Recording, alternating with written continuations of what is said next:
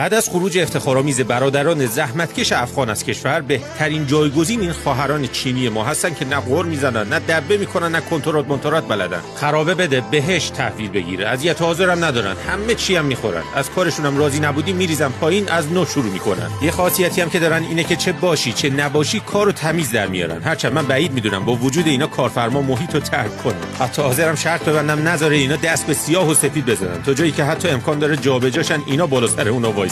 از روزی هم که پاشونو بذارن اینجا، داداشای عزیزمون در حوزه‌های بوتیک، کافه، باشگاه، خدمات کامپیوتری و موبایل و حتی 80-90% کارهای حوصله سربر به عشق عملگی ترک شغل میکنن و بدون گرفتن هیچ دستمزدی به صورت جهادی کارو دست میگیرن و یه روزه هم جمعش میکنن. اصلا مهمترم اینه که سازنده دیگه استرس نداره. اصلا خلاف بساز، فضا کم آوردی، خونه همسایه رو اضافه کن. اصلا عقب نشینی چیه؟ حمله کو خیابونم بگیر، کی میخواد اعتراض کنه به اینا؟ تازه آخر کارم پول کم آوردی بگو به جان بروسلی ندارم. طفلیا زود باور میکنن، مثل ما نیست نصف فامیلا رو به خاطر 1000 تومان میکشیم، آخرش هم باید 2 تومن بدیم. خلاصه هر کی موافق حضور این کارگرای زحمتکش لایک و بکوبه، ما رو هم همراهی کنه ببینیم دور و برمون چه خبره.